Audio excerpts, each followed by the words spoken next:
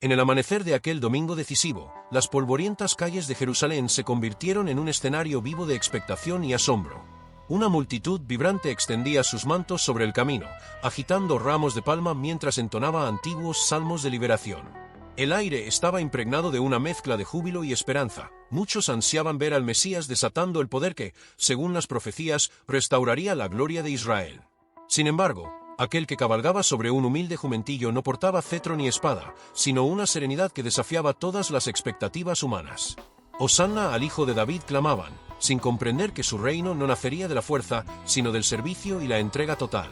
¿Te has preguntado alguna vez por qué eligió un asno en lugar de un caballo de guerra? Este detalle, lejos de ser casual, cumplía la palabra de Zacarías, que anunciaba la llegada de un rey pacífico montado sobre un animal sencillo. Al hacerlo, Jesús rompía el molde del líder político soñado por muchos y mostraba que su reinado tenía un fundamento distinto, un reino interior, invisible a los ojos, pero capaz de transformar corazones. Apenas 4 días antes, en Betania, había ocurrido uno de los milagros más impactantes de todo su ministerio, la resurrección de Lázaro.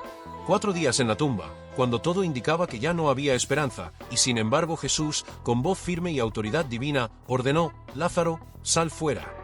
La muerte se rindió ante su palabra, y un hombre cubierto de lienzos salió de la sepultura, vivo nuevamente. Este prodigio no solo confirmó su poder sobre la vida y la muerte, sino que desató una mezcla de admiración y temor entre el pueblo, sobre todo, entre los líderes religiosos. Mientras la muchedumbre aclamaba en las laderas del Monte de los Olivos, los fariseos y saduceos fruncían el ceño. Aquella resurrección desafiaba su autoridad y ponía en riesgo el frágil equilibrio con Roma. Si el pueblo llegaba a ver en Jesús al Mesías prometido, una revuelta popular podría provocar la intervención militar del imperio y la posible destrucción del templo. Fue entonces cuando Caifás, el sumo sacerdote, profetizó sin saberlo: «Conviene que un hombre muera por el pueblo para que no perezca toda la nación». Con esa frase, la idea de eliminar a Jesús dejó de ser una posibilidad y se convirtió en un plan estratégico. De regreso a Jerusalén, Jesús se adentró en el recinto sagrado con paso decidido. Lo que debía ser la casa de oración se había convertido en un mercado bullicioso, donde cambistas y comerciantes intercambiaban monedas y vendían animales con precios inflados. Aquello profanaba el propósito original del templo, que era ser un espacio de encuentro con Dios, de comunión y reverencia. Entonces, sin alzar la voz en un sermón, pero con una determinación inquebrantable, hizo un látigo de cuerdas, volcó las mesas de los cambistas y dispersó las monedas. Con cada golpe de su mano, declaraba la justicia divina contra un sistema que había olvidado la misericordia y la fe genuina. En ese momento, los ciegos recobraron la vista, los cojos comenzaron a caminar, los enfermos se acercaron confiados y recibieron sanidad al instante. Curiosamente, fueron los más humildes y necesitados quienes mejor entendieron el propósito de aquel acto. El verdadero culto no se realiza con transacciones comerciales, sino con compasión y amor al prójimo. Los comerciantes se dispersaron, pero la atención de la multitud se dividió entre la conmoción del espectáculo y el testimonio vivo de los sanados. En medio de ese clamor, Jesús no se detuvo. Caminó hacia el Monte de los Olivos con sus discípulos, consciente de que el reloj divino avanzaba inexorable. Antes de descender, les habló de traición, de negaciones y de una muerte cercana. Pedro, en un arrebato de lealtad, prometió defenderlo hasta el último aliento, sin comprender que el miedo humano es frágil ante la presión. Mientras tanto, Judas Iscariote, ocultando en su corazón la traición, sellaba su decisión con un beso que marcaría el inicio de la pasión. Al caer la noche, Jesús instruyó a Pedro y a Juan para que prepararan la cena pascual en un cenáculo alto y espacioso. Allí, alrededor de la mesa, el ambiente se cargó de misterio. Lavó los pies de cada uno, mostrando que la grandeza en su reino nace de la humildad. Partió el pan y anunció que ese gesto sería recordado por siempre, su cuerpo entregado por nosotros. Al alzar el cáliz, habló de una nueva alianza, sellada con su sangre. Nadie imaginaba que aquel pan y aquel vino serían el testimonio perpetuo de un sacrificio que cambiaría el curso de la historia. La atmósfera era de profundo recogimiento cuando, en el silencio de la noche, Jesús entonó un himno con sus discípulos. Fue la última alabanza antes de adentrarse en el huerto de Getsemaní, donde la soledad y la angustia lo envolvieron. Allí, entre olivos centenarios, sudó gotas de sangre al orar: «Padre, si es posible, aparta de mí este cáliz, pero no se haga mi voluntad, sino la tuya». Cada palabra era un eco del amor incondicional que lo impulsaba a obedecer hasta el final, sabiendo que la muerte no sería el fin, sino la puerta a la victoria. Antes de avanzar, detente un instante y reflexiona. ¿Cómo reaccionarías si fueras testigo de cada uno de estos acontecimientos? ¿Serías capaz de comprender el verdadero significado de un reino que se edifica con entrega y no con poder? Si este relato te sorprende y te hace cuestionar tus propias expectativas sobre lo divino, déjanos tu like, suscríbete a los misterios del Evangelio y cuéntanos en los comentarios desde donde nos sigues. Tu apoyo nos motiva a seguir explorando estas historias que pocos conocen en profundidad. Con esto llegamos al umbral de la traición y el juicio injusto. En la próxima entrega descubriremos cómo la oscuridad de la conspiración se cierra sobre Jesús, mientras los discípulos se enfrentan a la prueba de la negación y la ciudad entera parece haber olvidado sus cantos de Hosanna. Prepárate para adentrarte en el drama más intenso jamás narrado, donde el contraste entre la traición humana y la fidelidad divina alcanza su punto culminante. Y aquella noche, bajo la pálida luz de la luna, Jesús se adentró en el huerto de Getsemaní acompañado de sus discípulos más cercanos. El silencio era profundo, roto solo por el murmullo de las hojas y el suave crujir de la tierra bajo sus sandalias. De pronto, un grupo de soldados y guardias del templo apareció entre las sombras, guiados por Judas Iscariote. Con un beso traicionero, Judas señaló al maestro. ¿Puedes imaginar el peso de aquel gesto, el frío del metal de las armas y el temblor en los corazones de los discípulos al ver cómo la fidelidad se convertía en traición? En ese instante, Pedro reaccionó con furia y desenfundó su espada, cortando la oreja de un siervo del sumo sacerdote. Pero Jesús, con voz serena y autoridad serena, ordenó detener la violencia. ¿Por qué reprender la defensa propia en el momento de mayor peligro? Porque su misión no dependía de la fuerza humana, sino del cumplimiento exacto de cada profecía. Con un paso firme, permitió que lo arrestaran, mientras sus discípulos huían despavoridos, presa del miedo y la confusión. Arrastrado ante el Sanedrín, Jesús se enfrentó a un juicio amañado.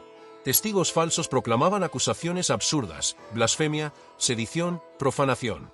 Él guardó silencio ante la mayoría de las preguntas, cumpliendo así el oráculo de Isaías que describía al siervo sufriente como un cordero llevado al matadero en silencio. Solo al ser preguntado directamente si era el Hijo de Dios respondió, «Tú lo has dicho». Un murmullo de horror recorrió el recinto y, rasgando sus vestiduras, los jueces declararon, «Merece la muerte». Al amanecer, Pilato, el gobernador romano, interrogó al prisionero. ¿Qué clase de rey no alzaría la voz para defenderse? Jesús no se justificó, y sus respuestas tranquilas desconcertaron a Pilato. Para el prefecto, no había delito que mereciera la crucifixión. Intentó liberarlo ofreciéndolo al pueblo según la tradición pascual, pero la multitud, instigada por los líderes religiosos, clamó, «Crucifícalo, suéltanos a Barrabás». Un criminal conocido, culpable de rebelión y asesinato, recibió la libertad que el Mesías rechazaba. Pilato, presionado por el temor a un levantamiento y deseoso de evitar un escándalo con Roma, se lavó las manos en señal de inocencia y entregó a Jesús para que fuera crucificado. El sonido del agua corriendo resonó en el patio como un eco de juicio divino. La justicia humana se había desviado de su curso.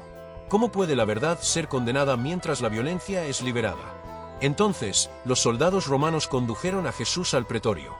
Lo despojaron de sus ropas y le colocaron un manto escarlata, una corona de espinas tejida con brutalidad y una caña como cetro burlón.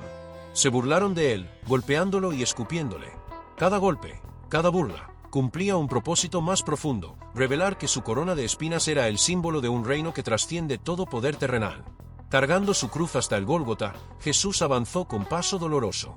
La sombra de la cruz pesaba sobre sus hombros, y el sudor se mezclaba con la sangre que manaba de las heridas. Simón de Cirene, obligado a ayudarlo, sintió el estremecimiento de llevar el madero que sostendría al Salvador. ¿Sabías que aquella calle, la Vía Dolorosa, estaba llena de espectadores indiferentes o burlones, y que solo unas pocas mujeres siguieron el paso doloroso hasta el final? Al llegar al lugar llamado La Calavera, lo clavaron en el madero entre dos malhechores. El cielo, como si reconociera la magnitud de aquel instante, se oscureció desde el mediodía hasta las 3 de la tarde. La tierra tembló, y el velo del templo se rasgó de arriba abajo, anunciando que el acceso a Dios ya no dependía de rituales externos, sino del sacrificio perfecto de Cristo. Un centurión romano, testigo de aquel terremoto y de la entrega incondicional, exclamó con asombro, «Verdaderamente, este era el Hijo de Dios». Mientras colgaba en la cruz, Jesús pronunció palabras de perdón, «Padre, perdónalos, porque no saben lo que hacen». También prometió al ladrón arrepentido un lugar en el paraíso y entregó su espíritu con un grito de victoria. «Consumado está». El cuerpo sin vida fue bajado y colocado en brazos de su madre, cumpliendo la profecía de la espada que atravesaría su corazón.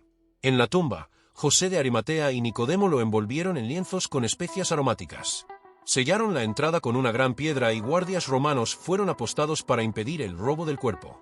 La muerte parecía haber vencido, pero aquel sepulcro se convertiría en el escenario del milagro supremo. Al tercer día, antes del amanecer, unas mujeres fieles se acercaron al sepulcro para ungir el cuerpo con más aromas. Encontraron la piedra removida y el lugar vacío. Un ángel, con vestiduras resplandecientes, les anunció: «No está aquí, ha resucitado». El asombro se transformó en gozo indescriptible. ¿Te imaginas el temblor en sus rodillas y la explosión de esperanza que recorrió sus corazones? Jesús se apareció primero a María Magdalena, y luego a los discípulos en diversas ocasiones, junto al lago de Galilea, en el camino de Emaús, en el cenáculo cerrado con puertas trancadas. Tocó sus heridas, comió con ellos y los envió a predicar el arrepentimiento y el perdón en todas las naciones. Más de 500 testigos vieron su resurrección, un dato que fortalece la historicidad de este evento incomparable. Antes de ascender al cielo desde el Monte de los Olivos, les dio la gran comisión: hacer discípulos en todas las etnias, bautizándolos y enseñándoles a obedecer todo lo que él había mandado. Les prometió el Espíritu Santo, el Consolador, que vendría para guiarlos a toda la verdad y empoderarlos con dones sobrenaturales. Y hoy, 2000 años después, seguimos celebrando esa victoria que cambió el curso de la historia. ¿Te has preguntado cómo un cordero sacrificado pudo derribar los muros de la muerte y abrir el camino hacia la vida eterna? Si este misterio te inspira, comparte este vídeo con alguien que necesite esperanza. Déjanos tu comentario contando qué detalle te impactó más y no olvides suscribirte a los Misterios del Evangelio para descubrir otras curiosidades sorprendentes que pocos conocen. Tu apoyo nos ayuda a seguir revelando las maravillas escondidas en las Escrituras. Hasta la próxima entrega, y que la paz del resucitado llene tu corazón.